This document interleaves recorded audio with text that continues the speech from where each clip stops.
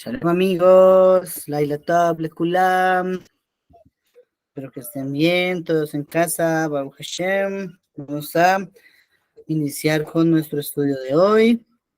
Bendito Hashem por este momento que nos da nuevamente para estudiar el Tanaj.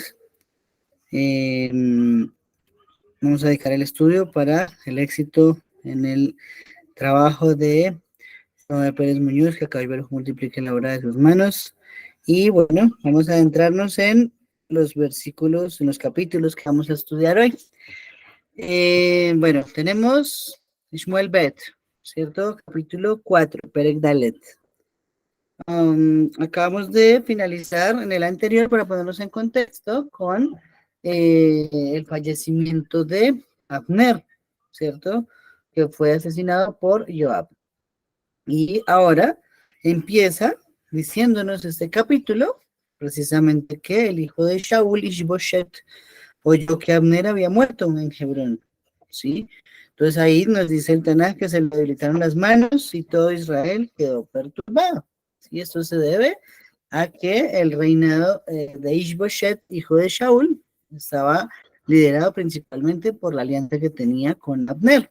Entonces, el capítulo anterior, Abner fue hacia David, perdón, y le ofreció que se iba a unir a él toda vez que Abner le estuvo reclamando, perdón, Ishbosheth le estuvo reclamando a Abner porque Abner había tenido intimidad con una de las que fue esposa de Shaul, ¿sí?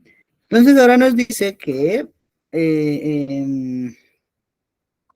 Jonathan tenía también un hijo llamado Mefiboshet. ¿Listo? Ahí nombra las genealogías de Shaul hasta donde se tenía rastreado hasta ese momento. Sí, Mefiboshet era un muchacho, era un niño, pues que cuando tenía 5 años de edad salió el informe de que Shaul y Jonathan habían fallecido y por lo tanto su niñera, digámoslo de esa forma, empezó a correr con él en los brazos y empezó a correr y lo dejó caer y le fracturaron las 2 piernas. Entonces, en esa época pues no había ortopedistas, no había médicos, así como hoy en día no había tecnologías.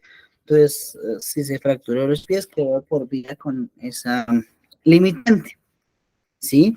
Luego nos cuenta el Tanaj que hubo un par de personas, llamado uno Recabi, el otro Maná, que vinieron a la casa de Ishboshet cuando estaba durmiendo la siesta del mediodía.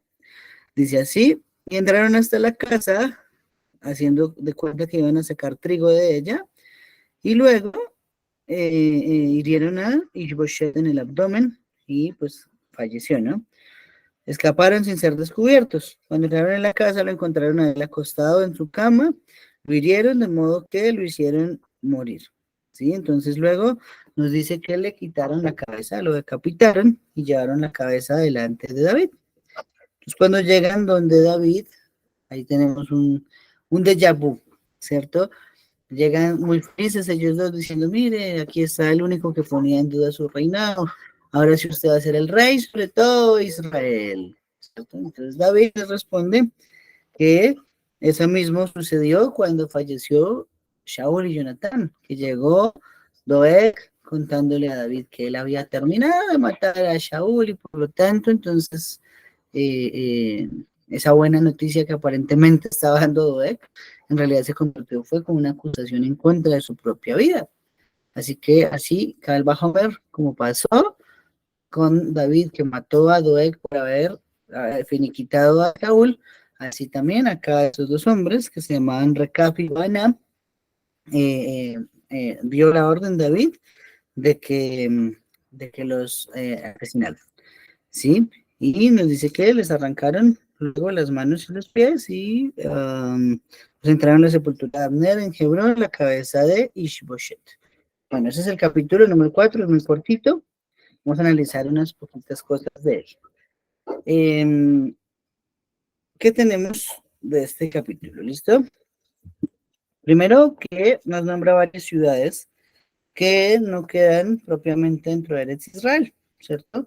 Nos dice que estaban en Baale Yehudá, nos dice que estaban también en la colina, y En Beerot y en Rimón. Y también huyeron a Gitaim. Bueno, todo esto nos cuenta cómo fue que Israel se empezó a esparcir antes de unificarse en el reinado de David. ¿Listo? ¿Cuál es la explicación a todo esto? Que cuando Shaul muere, había muchos israelíes viviendo en ciudades fronterizas. Entonces, por lo tanto, como vivían en ciudades fronterizas, están nombradas así como si pertenecieran a Israel, pues a todos los efectos, como hay mayoría de habitantes israelíes, pues eran ciudades israelíes, pero el territorio queda muy, muy, muy al límite de los vecinos, ¿sí?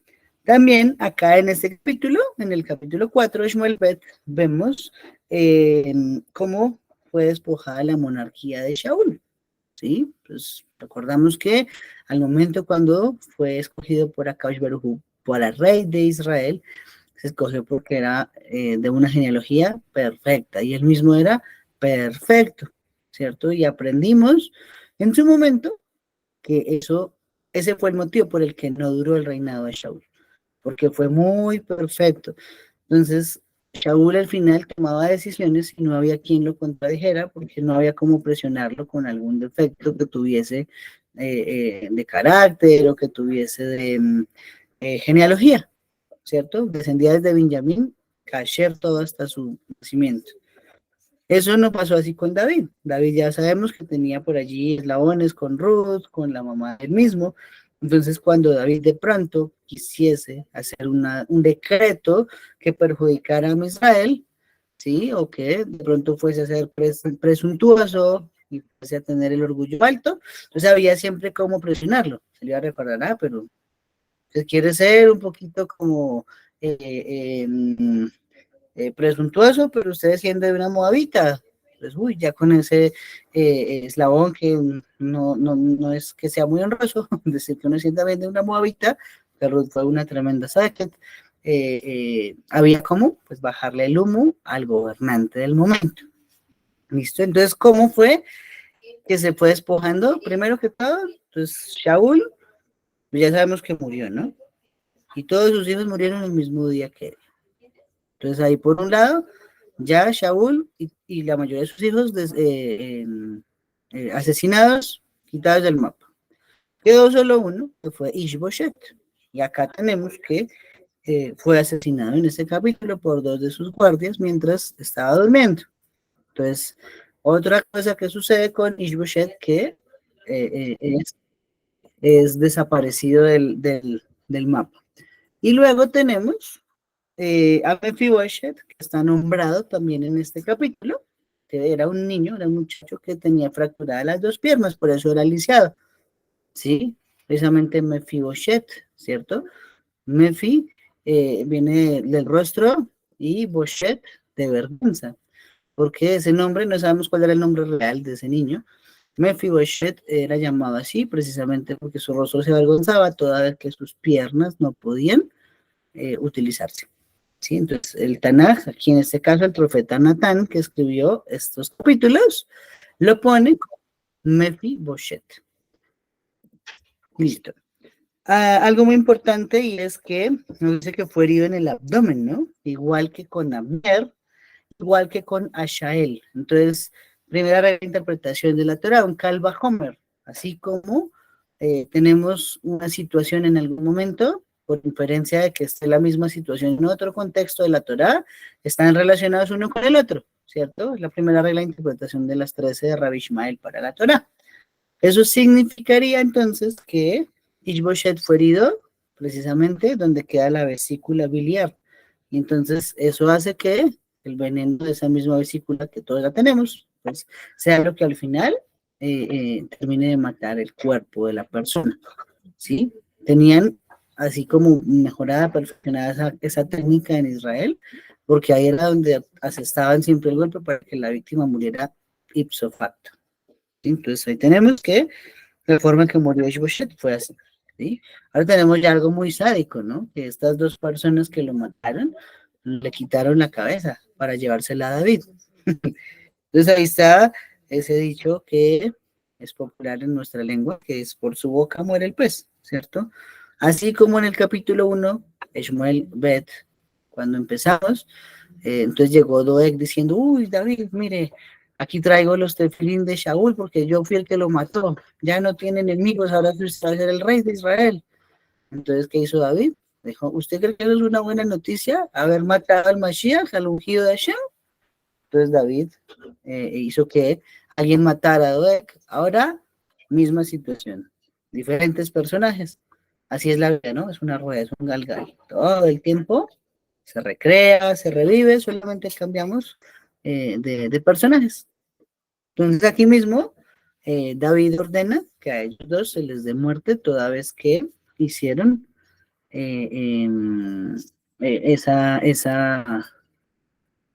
ese acto tan atroz, uno de asesinarlo dormido, dos en su cama y tres de decapitarlo. O sea, fue una cosa aberrante. Y ese es el motivo también por el cual nos dice que cuando los ya habían sentenciado a muerte y los habían matado, entonces les quitaron las manos y los pies.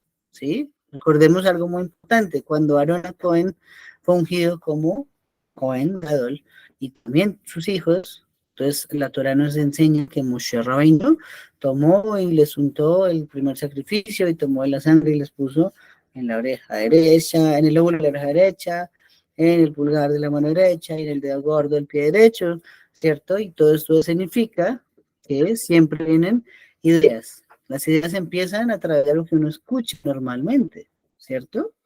Los pies los llevan a uno a hacer algo y las manos son las que ejecutan al final esa acción. Por eso tiene que haber una simetría siempre entre nuestro oído, nuestras manos, nuestros pies. Y ese es el motivo por el cual acá a estas dos personas, Rehab y Baana, se les quitan las manos y los pies porque hicieron una cosa muy aberrante con Ishboshet. ¿Sí? Total que venía Hashem, total que seguramente lo merecía, pero pues de todas formas, acá todo tiene también una consecuencia. Muy bien, ese capítulo 4 muy cortito, eran 12 versículos. Ahora vamos a entrar al quinto, y aquí sí hay cosas muy interesantes. ¿Listo? Capítulo 5, estamos, recuerden, para quienes han ingresado recientemente, Shmuel Bet, Perek, Hei. ¿Listo? Segunda de Shmuel, capítulo 5. Nos empieza contando el Tanaj que luego de todo esto, las tribus vinieron hacia David en Hebrón y le dijeron, nosotros somos hueso tuyo y carne tuya, ¿cierto? Cuando Shaul ya te tenía a ti como uno de los oficiales de la guerra, tú salías y entrabas por nosotros, ¿sí? Ahora mismo tú eres el rey y tú mismo tienes que llegar a estar sobre todos nosotros. Entonces nos cuenta que los ancianos todos vinieron hacia David, se celebró un pacto con ellos y luego ungieron a David por rey sobre Israel. Entonces pasaron 7 años, han pasado en estos primeros 5 capítulos del libro de Shmuel Bet, desde que fallece Shaul hasta que David es al final oficial sobre todas las tribus de Israel. Recordemos que hasta el momento él había sido solo rey por 7 años de Yehuda. 7 años, 6 meses. Precisamente eso es lo que nos dice el Tanaj a continuación. David tenía 30 años cuando comenzó a reinar. Reinó durante 7 años y 6 meses sobre Judá y luego 33 años sobre todo Israel. ¿Sí? Ya con todas las tribus, ahora sí. Muy bien. Luego nos cuenta que inmediatamente que ya él es rey de Israel, entonces él se adentra contra los Yebusim que habitaban en la tierra. Sí, ya vamos a ver qué pasó con ellos y por qué habían Yebusim en la tierra todavía. Sin embargo, ellos empezaron a detenerlo diciéndole unas frases raras. No entrarás tú acá, sino que los ciegos y los cojos te rechazarán. ¿Sí? Esa frase está rarísima. Me demoré hartos años en estudiarla para poderla entender. Muy bien. Y luego nos dice que David procedió a tomar una fortaleza en Sion y la llamó la ciudad de David. ¿Cierto? De una orden me dijo cualquiera que hiera los Yebusim, entonces entren por los túneles del agua, ¿cierto?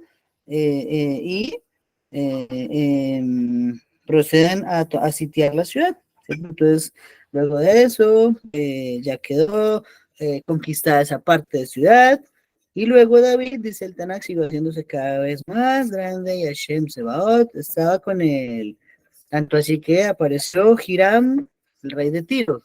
¿Listo? Recordemos que ese Hiram no es propiamente un nombre propio, sino que Hiram también, así se llamaba al rey de Tiro, como decir el faraón en Egipto, ¿sí? Entonces así también ese Hiram, que también será nombrado luego con Shlomo, empezó a mandar madera, ¿cierto? Allá, cedros de Lebanón, para edificar una casa, que fue la casa de David. Ya ahorita les voy a mostrar una fotito más o menos de cómo era en el momento de todo esto que estamos describiendo en este capítulo. Nos sigue diciendo que David tomó más concubinas y esposas en Jerusalén, después de que vino en Hebrón, y le nacieron más hijos, entre ellos nombra el Tanaj, Shamua, Shobab, Natán, Shlomo, Ibjar Elishua, Nefer, Japía, Elishama, Eliadai y Elifelet. ¿Sí? Y luego nos cuenta que los Filistín llegaron a escuchar que David ahora era el rey sobre todo Israel y se unieron para subir a pelear contra David. Entonces aquí nos aparece que David inquiere a través del Hoshena Mishpat con el Kohen Gadol, Abiatar, si debe ir o no a la guerra, y acá Baruj Hu le dice, sube, porque los entregaré en tus manos. Entonces David nos dice que fue hacia allá, hizo la guerra, llamó a ese lugar Baal Perasim, ¿cierto? Y tomaron de ese despojo contra los palestinos, los filisteos, eh, sus ídolos y los llevaron. O sea, ¿qué significa eso ahorita también de que los llevaron? Luego más tarde nos dice que los filisteos subieron otra vez y anduvieron un paso fuerte y luego David inquirió sobre Hashem y Hashem le dijo no debes subir, da la vuelta y tienes que venir contra ellos por los arbustos de Bekha. Entonces cuando oigas el sonido de las copas de los arbustos, actúa en ese tiempo porque en ese tiempo Hashem habrá salido delante de ti para derribar a los filisteos y David lo hizo así como le había mandado Hashem y fue derribando a los filisteos desde que va hasta Gezer. ¿Listo? Ese es el segundo capítulo que vamos a estudiar hoy, capítulo 5. Vamos a analizar varias cosas. Muy bien. Lo primero, hay algo muy importante que debemos saber sobre el tiempo de David como rey de Israel. ¿Listo? Acabamos de leer acá en el versículo 4 que entonces David fue rey durante 7 años y medio en Hebrón, sobre solo la tribu de Yehuda. Y luego 33 años en Jerusalén. Eso nos sumaría 40 años, 6 meses, ¿cierto? Pero si lo nombramos, si lo ponemos en la práctica, los Jajamim nos enseñan el Talmud Yerushalmi que en realidad fue rey durante 42 años y medio. 2 años más están sumados allí, ¿sí? ¿Cuáles serían esos 2 años más que están sumados para que de esa cuenta?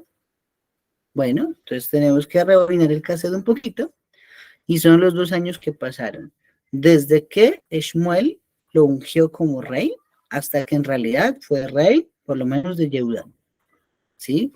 Para todos los efectos, mientras no estaba nombrado como rey, aunque estuviese ungido, entonces el Tanakh no lo considera dentro de la cuenta, pero él ya tenía la elección, ¿sí? Es como decir, no sé, aquí este domingo en Colombia hay elecciones. Entonces, este domingo vamos a saber quién va a ser alcalde de Bogotá. O bueno, si hay segunda vuelta se sabrá después, pero durante todos estos meses, aunque sea el alcalde electo, no puede ser contado como que esté ya gobernando la ciudad, hasta que no se posesione el 1 de enero. Sí, entonces ahí en este caso, esos 2 años se sumarían. Entonces ahí está, 2 años más los 7 de Judá y los 33 de Israel. También habría que sumar otros 6 meses que no están contados en el Tanaj. ¿Listo? Fueron esos 6 meses en los cuales David estuvo huyendo de Absalom. Esos 6 meses no están contados porque David no se encontró en el palacio y David no dirigió al pueblo unificadamente en todo Israel y por ese motivo, entonces al final todos llegaría a sumar 43 años. Pero esos 2 periodos, tanto el de Shmuel cuando lo ungió hasta que fue rey de Yehudá, como los 6 meses que huyó de Absalom, no son contados dentro del tiempo de gobierno de David. Y otra cosa que dice la Gemara en Sanedrín es referente a que hubo 6 meses que estuvo incapacitado por Sarat. ¿Por qué? Lo vamos a ver pues más adelante cuando llegue el momento. Parece que tuvo 6 meses Arad y no ejerció como rey mientras se pudo curar. ¿Listo? Vamos a darle la palabra a la señora Doris Rodríguez. Sigue, por favor. Gracias. Esto, una preguntita. Pues no sé, me surge una duda porque tú dijiste ahorita que esos 2 años y medio se cuentan desde el momento en que el profeta Shmuel lo ungió como rey de Israel, ¿no? O sea, lo ungió simplemente, ¿no? De parte del Eterno. Eh, pero en ese momento él no era un niño, no era un jovencito que estaba cuidando las ovejas allá con su papá y lo tenían como relegado, como que los hermanos no lo querían porque era el que mandaba. Entonces no entiendo porque cuando ya él fue a reinar, ya él tenía como 30 años, entonces pues no entiendo en qué momento pasó todo eso. Pudo pasar 2 años y medio nomás. Ok, muy bien, esa es una muy buena pregunta. De hecho, David pues no era un niño, no era un niño así como más o menos nosotros toda la vida lo hemos entendido, que era un pastorcito y que como era el menor de los hijos de Ishai, entonces da la impresión de que fuese una persona de edad corta. No, en realidad, según las cuentas que tiene el Jamín, el muchacho David ya tenía 28 años. Lo que pasa es que sí era el hijo menor de Ishaí y sí le hacían el feo porque recordamos que era hijo de otra mujer que no era la esposa de Ishaí, de los otros 7 hermanos. Entonces, digamos que ahí sí, yo también tenía eso en la mente y yo dije, pero ¿en qué momento pasó todo eso? Uno se imaginará que Shaul reinó muchos años y no, el reinado de Shaul duró 2 años. Entonces, simplemente tomando en cuenta la literalidad, que nos enseña que desde los 30 años fue rey, tenemos que devolvernos los 2 años de reinado de Shaul y ahí podemos deducir que tenía 28 años David cuando fue ungido por el profeta Ismael. Sí, simplemente pues que tenía labores, no sé, digámoslas un poquito inferiores en la casa de Ishaí, y esa parte de humildad fue lo que le valió, de unas muy buenas medidas, como estudiamos anoche con Natán, para que allí se posara la divinidad sobre él. Vamos a darle la palabra a Simha. Sigue, por favor, Simha. Shalom Israel, shalom para todos. Israel, mira que con respecto al rey David, aprendí el otro día con respecto a su nacimiento y todo, que realmente él no era hijo de una concubina, sino era hijo de todas formas de la esposa de Ishai, o sea, de Mizabel, ¿cierto? Sino que Ishai eh, quería como intimar con una concubina que él tenía, con una empleada. Entonces a la concubina, ella vio el sufrimiento de la mamá, entonces el sufrimiento de la sierva, entonces ella hizo lo mismo que hizo Rachel y Lea, se intercambiaron. Entonces después ella queda embarazada y entonces Ishai piensa que ella cometió adulterio y es hijo y en este caso sería hijo de una relación ilícita. Pasan los años y a él los hermanos lo odiaban, el papá lo odiaba, todos en el pueblo lo odiaban, todo lo que pasaba, la culpa la tenía él. Entonces, ya cuando ya viene el profeta a ungir el rey, entonces él sabe que falta uno más. Y ahí es cuando aparece y entonces ahí es cuando Ishai se da cuenta que realmente sí es el hijo porque pues la mamá ya, ella veía todo lo que le pasaba al hijo, pero no tenía forma como decir. Entonces ya cuando pasa eso, se revela y se da cuenta que él sí es hijo de Ishai. Ok, muy bien, esa es una magnífica ampliación del concepto de por qué no lo, no lo, no lo querían sus hermanos y bueno, el mismo Ishai. Aunque bueno, de Ishai, yo lo estudié de otra forma, ¿no? Porque de Ishai se dice que fue uno de los que murió sin haber pecado en la vida. Entonces, bueno, de todas formas, recuerden que hay un principio, ¿no? Son 70 caras que tiene la Torah, el Tanaj, entonces se puede entender de muchas maneras. Dicen en una película, ustedes saben que me encantan las películas, ¿no? muchas historias, diferentes versiones y todas son ciertas. Hay que encontrar después cómo las reconciliamos para que todas encajen dentro de ello. Precisamente, si puedes decirnos luego la fuente donde lo estudiaste para poderlo verificar, ¿vale? ¿Vas a decir algo más Mira o es que, la mano de... sí, sí, sí. Mira que estoy tratando de recordarlo, pero lo estudiamos ¿por qué? Lo estudiamos porque estábamos viendo el Salmo 69. Entonces, el Salmo 69 habla, que ese salmo es un salmo donde David prácticamente en el salmo dice, mis hermanos no me querían, era bueno, era el escarnio de mis hermanos, de todo el mundo, todo lo que pasaba, la culpa tenía David. Todo, y entonces por eso era que él era pastor, porque el papá y más que todo el papá lo mandaba lejos por allá, que cuidara las ovejas y todo eso, para ver si en un momento de eso de pronto un animal, un león o algo así lo matara. Por eso es que David, el rey David se vuelve tan diestro en el tema del manejo digamos, de la onda y de todas esas cosas, y él cuando llega el momento de encontrarse con Goliat es que pues pasa lo que pasa.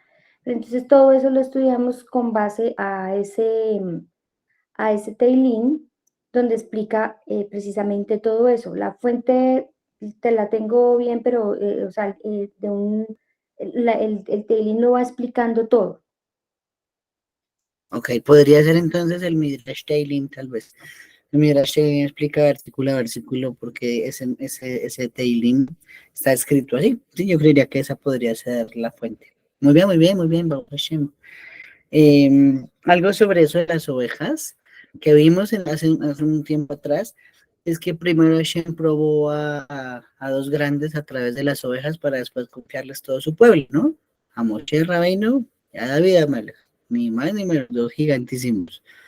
Cuando demostraron ser dignos de que dirigen las ovejas con amor, con paciencia, como de ser un líder, Hashem dijo, ya están preparados para dirigir ahora sí a toda la nación. Entonces, Bezrat Hashem, a veces podemos sentir que tenemos, no sé, trabajos así como que no son muy honrosos o que no son muy importantes, pero en realidad Akash Baruj Hu ahí nos va refinando y nos va llevando hasta el momento en que de verdad nos confía algo muy grande. Entonces a cualquier momento Bezrat Hashem puede cambiar la vida de todos para bien. Bezrat Hashem que siempre sea para bien. Muy bien, acá nos dice entonces que David apenas voy a compartirles acá una imagen de un momento. David apenas es nombrado, o pues ya que hay dudas que es rey de todas las tribus, ¿cierto? Entonces, su primera acción fue tomar Jebús, ¿cierto? ¿Cómo así que tomar Jebús? ¿Listo? Entonces vamos a recordar también un poquito atrás lo estudiado en el Tanaj. Número 1, que los Yebusim habitaban lo que conocemos como Jerusalén, ¿listo? Y no fueron despojados por Yehoshua, porque ellos hicieron una treta, ¿no? Vamos a recordar que cuando pasó eso, resulta que ellos se presentaron como forasteros que venían a buscar al Dios de Israel después de toda la liberación de Misraim y la conquista de la tierra. Entonces llegaron allá y le dijeron a Joshua que querían convertirse al judaísmo. Entonces Joshua, aunque no los convirtió al judaísmo, sí les permitió que vivieran en la tierra, les hizo un pacto escrito con el nombre de Hashem. Cuando se dieron cuenta que habían sido engañados, y eso es algo negativo que se dice sobre Joshua, no consultó a Hashem, el Sanedrín tampoco consultó a Hashem, el Cohen Gadol, bueno, un error ahí grande de los líderes del momento, porque creyeron que eran conversos sinceros, o, bueno, Benay Noach, ocasionó pues que ya cuando se dieron cuenta era muy tarde, y ya no se pueden expulsar de la tierra porque había un pacto escrito con el nombre de Hashem. Esa es la primera versión. La segunda versión, esta también es muy interesante, tiene una fuente nideraita. Resulta que sus Yebusim, dice Rashi, eran los nietos de Abimelech.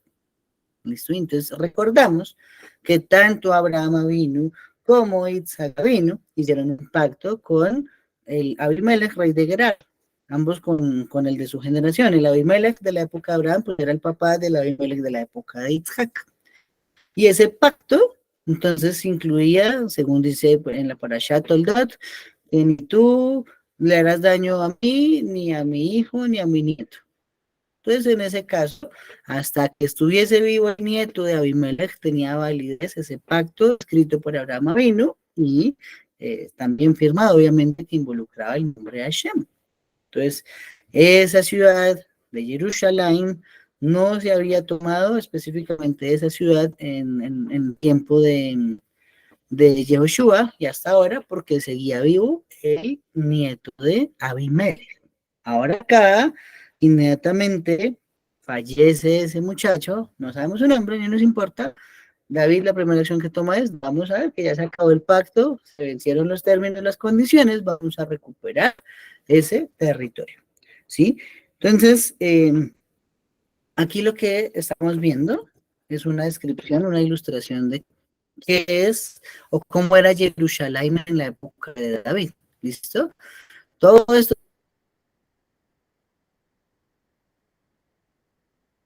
que se ve construido era lo que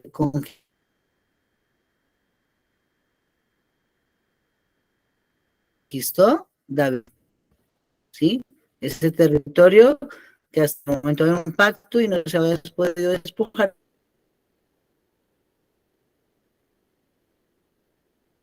Nieto de Abimelech, entonces en este momento de la historia es donde fue despojado.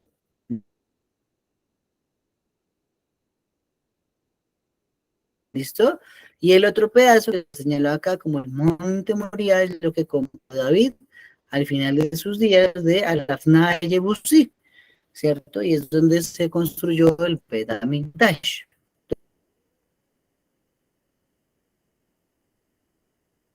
Entonces aquí pasa otra cosa muy importante de geografía de Israel de la época de la conquista. Este territorio donde hay una ciudad, ¿cierto? Era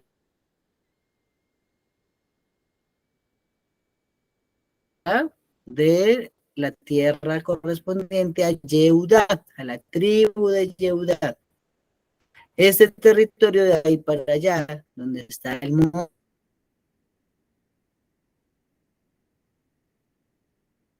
del templo, donde quedó construido el Bet Hamikdash, era territorio de Benjamín.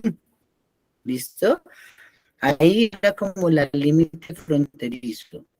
Entonces,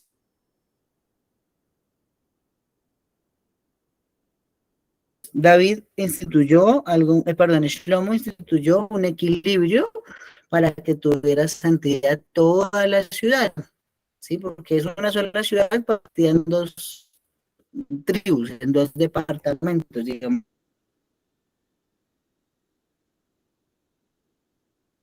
para entender acá en Colombia. Entonces, la mitad quedó Yehuda, la mitad Benjamín.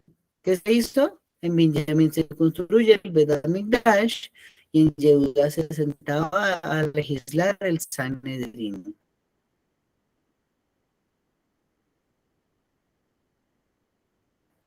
Así quedó equilibrada la ciudad y ambas tribus quedaron contentas de ambas tribus participando. Esas dos tribus fueron las que lograron luego la unión con Yosef en Mitzrayim, ¿no? Yehuda, Benjamín, todo el incidente que pasó con la copa. Muy bien. Hubo una frase muy rarísima que vimos ahí, ¿no? ¿Cómo así que los ciegos y los cojos te harán volver? Ah, resulta que, miren cómo está tergiversado toda el tiempo inmemorial, amigos. Ahorita no sé cuántas miles o millones de religiones pueden existir en el mundo. Muchísimas. Todas en algún momento citan nuestra Torah Kedoshá. Todas van a nuestra Torah, la sacan de contexto, dicen unas bestialidades impresionantes y usan la Torah misma para hacer cosas, pero estúpidas y ridículas. Bueno, eso de que tenían ciegos y cojos que iban a expulsar a David tiene dos interpretaciones. La primera de ellas es que tenían ídolos, ¿cierto? Y los ídolos que tenían representaban a Jacob y a Isaac. ¿Por qué? sabemos? Porque Isaac, pues, fue ciego y Jacob durante un tiempo fue cojo. Entonces ellos tenían, digamos que en su ignorancia, un gran respeto por los sabios y se hicieron un ídolo ciego y un ídolo cojo representar. Entonces ellos creían que, claro, Israel llegaría a ver esos ancestros y iba a decir, ay, no, no conquistemos. Vendría a representar que hicieron trampas. Y las trampas estaban diseñadas, ¿vale? Como es las películas, en las trampas hechas para disparar la cara para llegar a las personas. Sí, pues por eso ellos decían, a los ciegos y los cojos no te van a dejar entrar. Esas interpretaciones que tenemos. ¿Sí? Muy bien.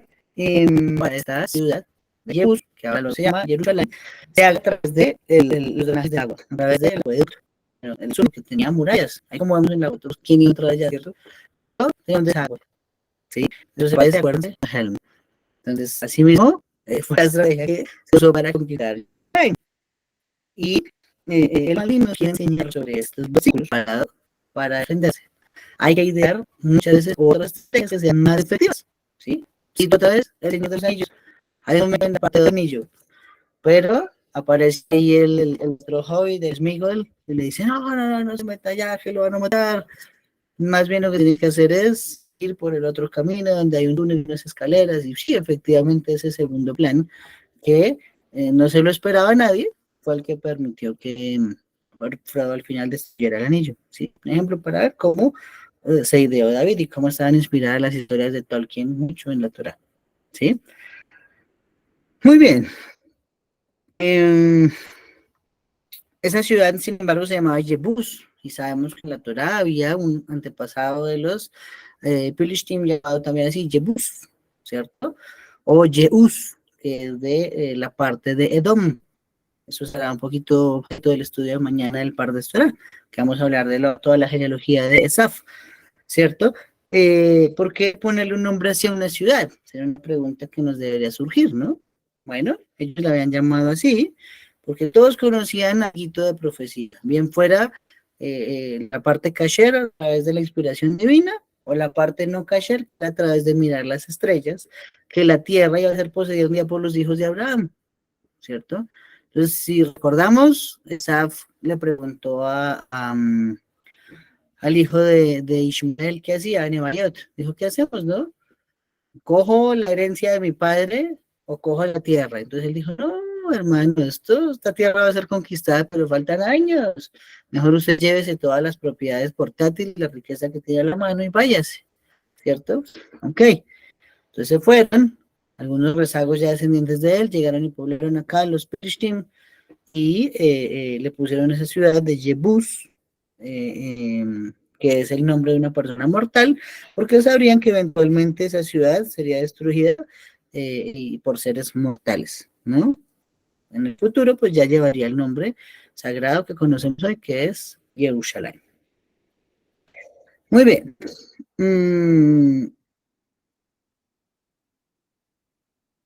Hay algo muy importante del Midrash Teilim que citó hace un momento Simha. ¿Listo? Teilim 18:30 dice, por Hashem yo saltaré los muros y ejércitos derribaré, ¿cierto? Por Hashem saltaré los muros y ejércitos derribaré. ¿Qué significa eso? Bueno, según el Midrash Teilim, nos cuenta que Joab fue el primero en hacer una catapulta. Entonces Joab cortó un ciprés, ¿cierto? Le volteó la parte flexible, allí se subió David, ¿cierto? Y luego le hicieron el contrapeso, de forma que lo que dice el Midrash Elim es que David cayó adentro de los muros de Jebús, de Jerusalén, y entonces derribó al ejército allá mientras los demás entraban por el estanque del agua. ¿Sí? Eso es lo que vendría a significar ese salmo. Nunca llegaremos a estudiar Teilim y toca versículo a versículo ver que ustedes leen los versículos de los Teilim en español y a veces no tienen sentido, ¿no? A veces pasa a hablar de primera persona, segunda, tercera, a cuarta, quinta, bueno, en fin, a veces cambia de unos temas bruscos, uno no entiende, pero ¿qué pasó acá? A veces los salmos son inentendibles en nuestra lengua también. Bueno, todo tiene una explicación detrás escondida que hay codificada en cada versículo de los Teilim, ¿sí? Estamos un poquito lejos de llegar ahí, pero pues Hashem, tenemos toda la vida por delante para seguir estudiando el Tanakh. Entonces ahí está, que la primera catapulta vendría a ser hecha por Joab. ¿Sí? Ah, ok, y se me olvidó decir, ¿no? Y también otra prueba de que eso de ciegos y cojos eran ídolos, tiene que ver con el Salmo 115. Salmo 115, recordamos que nos dice que los cielos de la nación tienen ojos y no ven, oídos y no escuchan. Entonces ahí están pies y no caminan, manos y no pueden hacer nada, no se pueden mover. Entonces así son los que confían en ellos.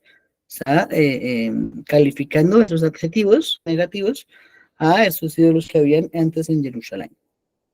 ¿Listo? Ah, ¿qué más aprendemos de acá? Del versículo 12, Rashi nos explica que David entendió que Akash Berú lo había confirmado por rey, toda vez que todos sus esfuerzos tenían éxito, ¿sí? Y de hecho las naciones de los lados, los reyes idólatras de las naciones que rodeaban a Israel, siempre le enviaban mensajes y regalos. Entonces, así es como uno comprende que está siendo exitoso. Lo que hace le va bien. Tan bien que hasta sus enemigos quieren aliarse con él. ¿Sí? Vamos a ese nivel un día lo llegaremos a alcanzar. Pues, un día acercarse a nosotros y hacer alianzas con nosotros, seguramente. Esa es la manera en que David lo supo. Muy bien. Luego nos habló este capítulo de las esposas de David y las concubinas, ¿cierto? Entonces recordamos, el rey de Israel tiene un límite que son, ¿cuántas esposas, amigos y amigas? Ya lo estudiamos. ¿Quién se acuerda? ¿Hasta cuántas esposas puede tener el rey de Israel? 39. Acá dicen 39. ¿Sí? ¿Alguien piensa que esa cifra está bien? La cifra 18. está muy grande. 18 este muchacho está volando, nuestro maestro de Musar. Sí, correcto. 18 esposas es lo que puede tener un rey de Israel. Hay una misma que dice no puede tomar muchas esposas. Para un rey, más de 18 ya son muchas, porque le van a volver una distracción. Una distracción, ¿sí? A diferencia, una persona del pueblo que tenga la capacidad de sostener puede máximo hasta 39, ¿sí? Entonces ahí no habría problema, desde que su capacidad económica le permita darle a cada una de sus esposas, pues, lo necesario que exige la Torá. ¿Listo? Entonces aquí nos nombra los hijos que más tuvo, pero hay algo muy importante que resalta el Talmud. ¿Listo? La Gemara se pregunta, y esta es una pregunta abierta para ustedes. A ver, ¿qué opinan? A ver si de pronto alguien ya lo ha estudiado. Pregunta, pregunta, pregunta. ¿Qué diferencia hay entre una esposa y una concubina? ¿Sí? ¿Quién quiere participar? ¿Qué diferencia hay entre una esposa y una concubina? Vamos a darle la palabra a Julia. Sigue, por favor. Bueno, tengo entendido que la diferencia entre una esposa y una concubina es mucha, ya que la esposa tiene más derecho que la concubina. O sea, en pocas palabras, la esposa no es una esclava, es una mujer libre. Y ya la concubina no.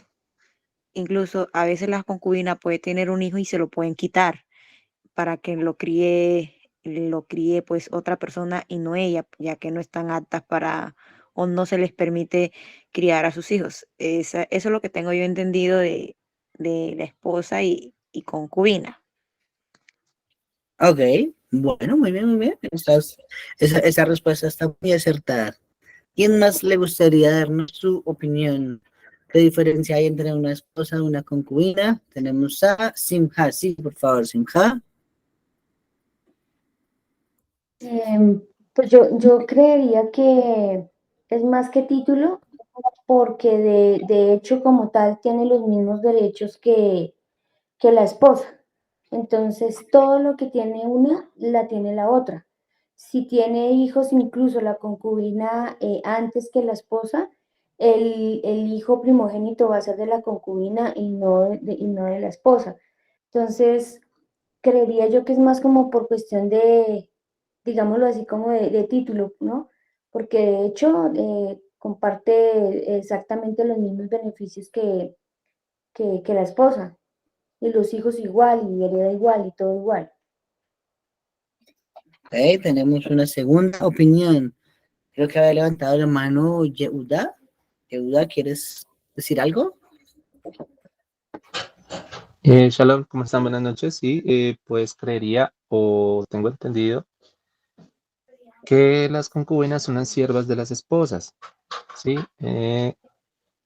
Son unas mujeres que escogen las esposas para el rey, para ciertos servicios, para ayudas, para que le dancen al rey o para que le danzaran al rey y para pues otra clase de cosas que ya sabemos, pero eran escogidas por las esposas y eran siervas de las esposas para ellas y para el rey en dado caso. Ok, listo, muy bien, tercera opinión. Vamos con la cuarta opinión. Sigue, por favor, señora Doris. Bueno, y pienso, es opinión propia, ¿no? Pero pienso que de pronto en el caso, como lo vemos en muchas partes de digamos, por ejemplo, en el libro ay, se me fue ahorita, es uno de los libros deuterocanónicos que llamamos que el de, bueno, hay un contrato matrimonial que se firma y hay como una, digamos que es una que tú Eurit, es en el libro de, no, ¿de sí, Tobías? se me olvidó, de Tobías, sí, y es Tobías. Cuando hacen el matrimonio, hay un contrato que se firma entre la pareja y la firman con la autorización y con la bendición del padre, o sea, como, digamos que es lo como que se llama ahorita la que tú me imagino, ¿sí? Mientras que la concubina simplemente es una persona que cohabita sin ningún título, sin ninguna, o lo que llaman en la actualidad a veces una amante, más o menos. Eso es algo así parecido. Una sucursal. Ok, bueno, muy bien. Las respuestas hasta ahora, súper. Creo que todos hemos tenido siempre un concepto referente a eso. No creo que ninguna esté errada porque hay mucha sabiduría en todas las que han mencionado, pero específicamente esta última que acabamos de escuchar es la misma que dice la Gemara. Sí, es la misma que dice Masejet Sanedrín, página 21a. Ahí se está discutiendo cuál viene a ser la diferencia práctica entre concubina y esposa, ¿sí? Y tiene que ver, primero que todo, con la ketubá, ¿sí? A la esposa se le da un contrato matrimonial, ¿sí? Recordamos que tiene el contrato, mi esposa lo tiene exhibido acá en la sala, en la mitad, al lado de los libros de la Torá, ¿sí? Esa ketubá dice que el Detrás hombre de se ti. sí, que el hombre se obliga a darle a su esposa tres cosas primordiales y una cuarta, que son el techo, el alimento, el vestido, ¿cierto? Perdón, eso incluye dentro del techo, el vestido incluye dentro del techo. Las relaciones íntimas y la número cuatro, joyas, ¿sí? Algunos dicen ollas, no, son joyas, no ollas, pero se le pueden dar ollas también. Y eso es lo que hace diferente que sea una concubina de una esposa, que a la esposa no le da que tú va y por lo tanto adquiere ella unos derechos a través de ese contrato matrimonial. Entonces uno está obligado a proveerle todo eso hasta que esté a su esposa. Luego que está la concubina, a esa concubina no se le hace que tú va y por lo tanto no tiene los derechos de la esposa. Entonces en ese orden de ideas, la concubina, si se beneficiaba del hombre, era más que todo por gesed de él, por bondad de él hacia esa mujer, no porque tuviese una obligación, ¿sí? Pues obviamente ya dependía de la conciencia del hombre. Entonces por eso había como siempre esa diferencia marcada referente a que parecía que fuesen las siervas, las esclavas, las ayudantes de la esposa, y tenían, por eso, para todos los efectos, diferencia en el trato que les daba el varón. Sí, vamos a escuchar a Julia, sigue, por favor. Te quería más bien preguntar algo. Si una concubina deseaba casarse con su amo, por así decirlo, ¿podía hacerlo? ¿Sí se podía? Sí, tenía que convencer al amo, al amo, perdón, al marido, disculpe, no quería decir al amo. Tenía que convencer al marido y ya él tomar la iniciativa de desposarla, pues de manera kasher. Acordémonos de algo muy importante, ¿no? Para adquirir una mujer hay tres formas. Una de ellas sería simplemente con la intimidad, ¿sí? Pero eso no la haría esposa propiamente, la hace que esté separada para el varón. ¿sí? La mujer pues no es algo que esté brincando de palo en palo, como se dice, pero tiene que estar dedicada a un solo hombre, así está establecido desde la creación. El hombre es quien decidiría qué estatus darle a esa mujer, entonces tendría que ganárselo para que el hombre la pudiera casar, ¿sí? Pero pues normalmente parte de lo que dijo Yehuda es cierto, la esposa escogía a veces qué mujer podría ser esa concubina, como lo vemos que por ejemplo fue Sara y Mainú con Agar, un ejemplo, ¿sí? Entonces también Rachel y Lea con Bilhah y Silpa eran concubinas de Jacob, pero la habían escogido sus esposas. Entonces ahí juega mucho ese papel fundamental de que tener otra mujer, nosotros, los Yehudim, no lo debemos hacer a escondidas, porque la Torah nos autoriza para hacerlo, hay que hacerlo público, bien sea como concubina, bien sea como esposa, eso no es para esconderlo, ni es para avergonzarnos, así se ha sostenido la humanidad por generaciones, por siglos, y si no hubiese sido porque Jacob tuvo esposas y concubinas, pues no que seríamos las 12 tribus de Israel, entonces no hubiéramos hecho nada. Es lo más normal del mundo, solo que a este lado del mundo se ha demonizado esa figura llamada la poligamia. Aquí se ve como si fuese algo maligno, pero eso es lo más normal que hay en el mundo. ¿Sí? Vamos a leer la palabra ahora a Simha. Sigue, Simha. Israel, y con respecto con lo último que estás diciendo, hablando solamente del pueblo de Israel, en día hoy en Israel, digamos así, esa práctica se cumple, que un hombre tenga dos esposas. Bueno, cuando se dio, vamos a hacer un poquito de historia. Cuando se dio una tacaná, ¿cierto? Una ley que es para imponer algo, la dio el abuelito de Rashi, ¿cierto? Él se llamaba Rabbeinu Gershom Agolá. Entonces él dijo en su momento que la poligamia no debería practicarse debido a que los cristianos nos miraban con mal ojo por tener muchas esposas. Pues digamos que el motivo pues no fue Leshem Shammai, ¿no? Fue más que todo para que el enemigo no nos viera mal. Eso es lo primero que hay que resaltar.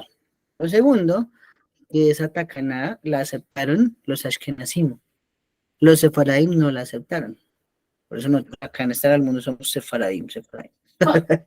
¿Sí? El caso viene a ser que eso lo hablamos incluso en Shaharit del viernes con nuestros amigos del Minyan. Eso ha hecho que hoy la balanza se decline, de que hay por cada judío hay tres musulmanes, 4 musulmanes, porque ellos siguen con eso normal, porque es lo más normal del mundo. Tienen cada uno 10 esposas y tienen 50 hijos. Entonces el mundo se nos llenó de musulmanes por todo lado. Ustedes ven Europa y eso es lleno de musulmanes. Por acá ya están apareciendo por todo lado en este lado del mundo. Musulmanes. Y los judíos nos quedamos, no, pues que una sola esposa y solo con esa hijos. Entonces, esa tacana al fin no ha sido cambiada, digamos, hasta ahora, pero depende simplemente de si la ley del país que habita cada uno lo permite. ¿Sí? Entonces, incluso en Israel es sabido que hay familias así. El hombre tiene su esposa, sus 2 esposas, sus 3 esposas, la que le dé la capacidad económica poder sostener. Pero les digo, es lo más normal del mundo. A este lado del universo, como se ha demonizado, pues todos lo vemos, uy, ese señor es un degenerado. Y no hay que verlo de esa forma, eso es Torah Misinai. Es porque cuando pasa en este lado del mundo, siempre dejan de lado a la familia y la otra, no. Ah, okay, o sea, bueno, no es que tampoco estuviera mal, porque igual hay casos de acá de gente que tiene 2 esposas y ella dice que a mí no me falta nada, no importa que soy la otra. Okay. Y él cumple en ambos lugares. Lo que se ve mal es que por lo general tiran a la otra o a los hijos, los dejan abandonados por irse con una más jovencita y así sigue la cadena, porque cuando se aburra de ella sigue con la siguiente y va dejando gente. Ese es un muy buen punto. Una vez estudiamos con mi esposa, sí, muy bien, no me acordaba, muy bien, mi amor, que tiene que ver mucho la prohibición también que hizo Rabbeinu Gershon con la conciencia del hombre, porque la conciencia del hombre debería llevar lo que dice, listo, yo tengo ya a mi esposa, listo, le estoy proveyendo todo, tenemos que actuar, bonito, conocí otra esposa y otra mujer y me gustó, bueno, quiero también casarme con ella, ¿por qué tengo que dejar el primer hogar abandonado? Porque tengo que dejar de proveerle el alimento, la ropa, los derechos conyugales, las joyas antes de las fiestas. ¿Por qué se lo tengo que reducir? Entonces, digamos que un error que sí es culpa de nosotros los hombres es que si estamos con la primera y conocemos la segunda, siempre vamos a preferir la segunda, y esa pobre primera que va abandonada. Eso no está bien. Entonces, en parte, por eso Rabbeinu Gershom Aguilar dijo que se prohibiera también, si ya me acordé, entre los apartes, la poligamia, por la conciencia del hombre que no es capaz de saber que si tiene ya un primer hogar, no lo desampare y puede tener el segundo, pero no desampare el primero. Pues, eso tiene que ver mucho con la conciencia de cada uno de nosotros, los varones. ¿Listo? Muy bien, vamos a terminar ese capítulo. Pero alguien alzó la mano más. Luis Díaz, tenemos acá un crack de la selección Colombia. Sigue, por favor, Luis.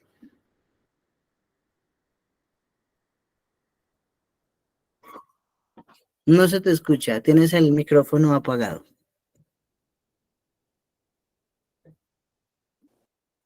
¿Aló? ¿Shalom? Sí, ahora sí escuchamos. Mi nombre es Arlene. Yo uso el teléfono de mi esposo. Okay. Una pregunta, ¿por qué Isaac tuvo solamente una esposa? Ok, muy buena pregunta. Eso lo estudiamos en el par de Sol. Es que eso fue hace como un año que ya lo estudiamos. A ver, déjame me acuerdo. Algo muy importante que se aprende desde la Kabbalah, ¿cierto? Es que todos tenemos una alma hermana. ¿Listo? En el caso de Abraham, venía partida en 3, que la Torah las llama Sara y Meino, Agar, y luego Keturah, ¿sí? Ok. En el caso de Jacob Avinu, esa alma hermana venía partida en 4, pero esa consecuencia de Rivka. ¿Por qué? Porque Isaac y Rivka, almas hermanas, uno para una, así se mantuvieron toda la vida, pero cuando iban a nacer nuestro padre Jacob y su hermano Esaf, nos dice que Rivka se quejó.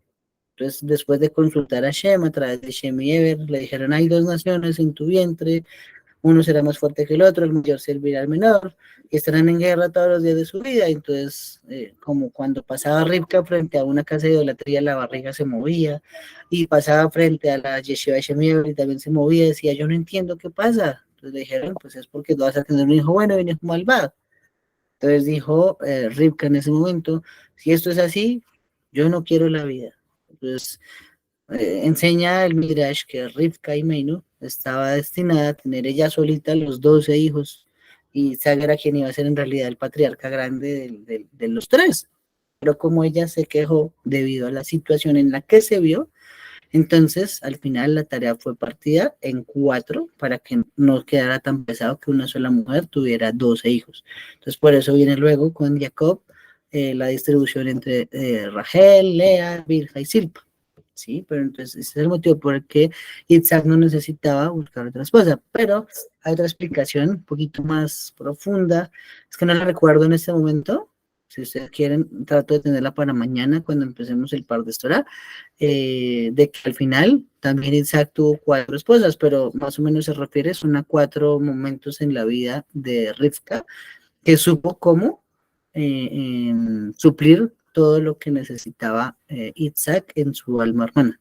Más o menos, parafraseando, no lo quiero estropear, pero mañana entonces, para con eso todos se motivan a entrar al estudio, vamos a mencionarlo bien desde lo que estudiamos en el par de Satsuné. ¿Listo? Vamos a finalizar este capítulo. Resaltar que David Amelech consulta entonces a través de Abiatar si va a la guerra contra los Pelishtim. Y aquí es algo que solo le pasaba a los grandes. Normalmente alguien le preguntaba algo a Hashem y Hashem respondía una pregunta. Si por algún motivo alguien le hacía 2 preguntas, entonces la Gemara nos cuenta que se respondía la segunda pregunta, no la primera.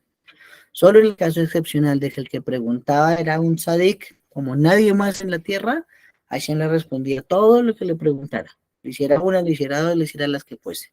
Y por eso es que vemos que toda la vida David hacía esa fórmula. ¿Subiré a la guerra contra los filisteos? Esa es una pregunta. La segunda, ¿los entregarás en mi mano? Entonces, Hashem respondía, sube contra los filisteos, los entregaré en tus manos. Entonces, solo debido al nivel altísimo de David, era que el Hoshena Mishpat o el Urim Tumim, lo que consultase, le hacía la respuesta a las dos preguntas. El versículo 21 nos cuenta que luego de haber hecho la guerra contra los filisteos y haberla ganado, dice que David y sus hombres tomaron los ídolos que tenían allí los filisteos. ¿Listo? Pero esa palabra que está allí escrita en hebreo, maizim, que es tomar, ¿cierto? Es es la misma palabra que se utiliza para aventar, para arrojar, ¿sí? Entonces, Hasbe Shalom, lejos de pensar que David y sus hombres tomaron los ídolos y los entraron dentro de Israel o dentro de fronteras de ciudad sagrada como Jerusalén, lo que hicieron fue aventarlos y arrojarlos contra el suelo para destruirlos, ¿sí? Pues Rashem, aquí en el conjunto donde nosotros vivimos y le tenemos unas ganas. Pues, ustedes saben que en todo conjunto en Colombia hay siempre un ídolo de piedra o un ídolo de madera. Ustedes saben a qué me refiero. Pero que todos le tenemos ganas al conjunto donde uno vive de un día poder coger ese ídolo y tumbarlo al suelo y darle martillazos o quemarlo, lo que sea. Bueno, que un día lo podamos hacer. Y al final, viene algo místico, ¿no? Que nos dice que otra vez los Pelishtim otra vez se armaron para subir contra David, pero David pregunta a mí, esta vez Hashem le dice, no subas, sino da la vuelta para que los enfrentes por los arbustos de Bet-Ha. O sea, eso es algo rarísimo, arbustos de Bet-Ha. Pues ahí nos cuenta Rashi, que Boreolam envió ángeles sobre los árboles en el bosque que los guiaban a ellos para poder saber hacia qué lados moverse. Entonces ahí vemos como cosas ya muy místicas, muy misteriosas. David iba por un camino, Hashem le dice, desvíate por otro, por este lado, pero por ese lado era una selva, y para ubicarse en una selva no es muy fácil. Entonces dice Rashi que a través de los malajim, los ángeles, ellos iban agitando como las copas de los árboles, y de esa forma ellos sabían cuál era el camino a seguir, y de esa forma se pudo derrotar también fácilmente a los Pelishtim y perseguirlos hasta Gezer, dice así el Tanaj. ¿Listo? Ahí finaliza nuestro capítulo 5. Para el próximo, el próximo es tremendo. El Arona Kodesh. Dentro de una semana, no se lo pueden perder, Baruch Hashem. Vamos a hablar del Arona Kodesh y cómo lo transportó David hacia Jerusalén. ¿Listo? Antes de despedirnos, amigos, ¿alguna otra pregunta o algún otro comentario sobre lo que hemos estudiado el día de hoy?